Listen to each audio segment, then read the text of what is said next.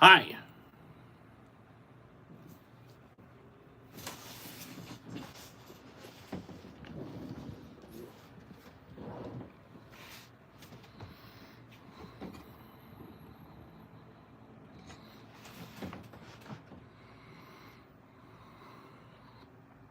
Oh, totally crazy.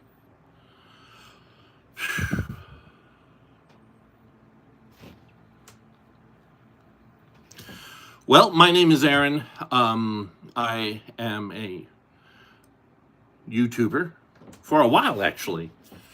I've been trying to do YouTube for years, and I suck. And I guess I want to be really honest with that up front.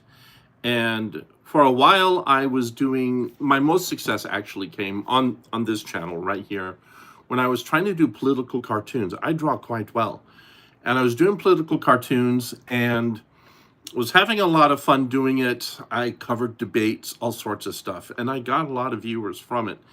And it was pretty enjoyable to do. The interesting thing about those long ago days when I was doing the live cartoons, I was in a situation where I worked full time, and then after that, I didn't have any obligations.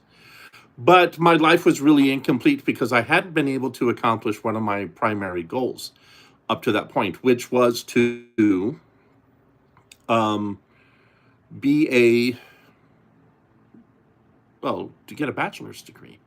I'm sorry, to be someone who finished college. I started college when I was really young and I really enjoyed myself. However, it didn't happen.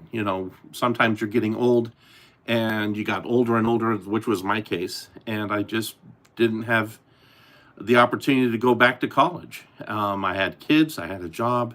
The ex-wife left me with all the children, and so I just never was able to finish college. So then I started going to college, and I was able to really get ahead of things. It's weird. You think about it, because as an older student, I mean, I was 47 when I finally went back to college after having been gone since the early 90s. And hey, hi, how are you? Um, I I really enjoyed college as an older person, but I mean, like I said, I was 47. Everybody else was in their 18, 19-year old, and I was an English major. When I went to college originally in the late 80s and early 90s, I majored in physics. And but the field had changed so much, there was no way for me to get back into physics, and I didn't want to do it anyways. And so I went back into English, and I really enjoyed it. And so I went into college. Um, Hi, how are you doing? I went to college for English, and I thought English was great. But during that time, I wasn't making any YouTube videos. I was just basically focusing on just doing college and then spending time with my kids who were all adults by then. And then I got to finally have a couple grandkids during that time. And I took my kids to school. Finally, I graduated from university with a bachelor's degree, Bachelor of Arts in English. And then I went to graduate school in poetry, creative writing. And so that's why this channel right here, I've been doing a lot of poetry reading recently. And reading, when I say reading, I have to be very, very cautious. Most of my videos are now music. I've tried doing regular poetry, and it just doesn't work. Never gets views. Nobody pays attention. So I've been using AI stuff in the background. And I know that for some folks, that's really troubling. But that's okay, I guess. I've really researched it into the ethics of it. And I'm not trying to make any money or steal anybody's thunder by using AI in what I'm doing with poetry. What I'm trying to do is use AI to get noticed, and it's really hard otherwise on YouTube. YouTube is rough in that if I'm a traditional poet where I just read what I do or print it, YouTube is not a good venue for that. And so that's why I started really going into using AI to back up my poetry. Now, I have published quite a few poems. I don't have any of the journals on my desk, on my bookshelf over here, but I have published quite a few poems. But I typically try to focus more on doing things here on YouTube where the audience is far more broad than what would happen with a poetry journal. And the reason for that is that poetry journals are very limited in what they, who they reach. Most of the people who read poetry journals are poets themselves and are not just regular folks. And I honestly would reach regular folks. And the reason for that is I really didn't start getting into poetry until I was in my 30s as an older person. Thank you very much for the like, by the way. Poetry for a regular human sometimes seems to be very inaccessible. I try to make poetry as accessible as possible. That's why I'm doing it on YouTube and not solely through literary journals. I do try to do poetry in such a way that folks who are not just English students can enjoy them as well. Now, I have taught on the university level. I've also taught at the high school level. And I'm not teaching at the university level right now because those kind of jobs have dried up for poets. I was just an adjunct and no longer really a poet, but that's okay. So, what does one do if you're a poet and you're trying to find an audience? And it's really rough when all you're doing is using YouTube. Anyway, I do enjoy posting the videos, though. I've found a way to make my video creation process really interesting to me because I love the act of writing poetry. And I want to be able to also make videos that use poetry very interesting to other folks as well. And I think that's really quite important because if I'm not enjoying the process of creating videos, how are the folks that are watching my videos going to enjoy them? I mean, it's a huge conundrum. And another thing is I need to not only make poetry enjoyable, but I need to write things that not only do I enjoy, but also that a wider audience enjoys. And quite often poets are really into very broad topics and things that folks aren't normally interested in. But I also am very interested in politics, especially right now where the world is pretty crappy. And so I've been writing a lot about current American politics. And this is where life is kind of strange because politically, when I was younger, I was quite conservative. I was involved in Republican politics here in Utah.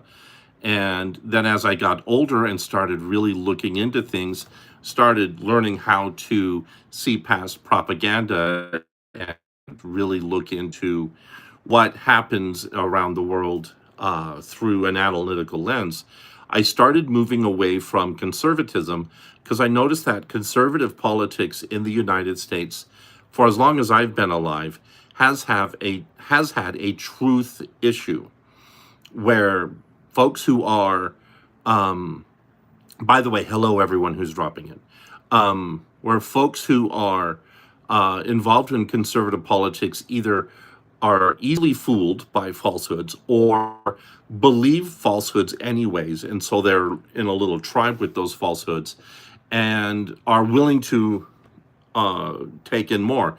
And then when I would be involved in local politics here and I would try to be very truthful and explain actually what's happening, it would be a huge turnoff. Now, if I'm talking to folks who are very liberal or on the left, sometimes that happens as well. So Someone asked me to tell a small act of kindness you saw or did. So I want to talk about a small act of kindness I try to do every day. For my grandchildren, who I spend time with every single day, I try to hug and spend time intimately with each one. Now, I do have a 13-year-old granddaughter. She's not into the hugging bit. That's fine. But I do spend time with her every day. We talk, we have conversations, and so that's really important to me.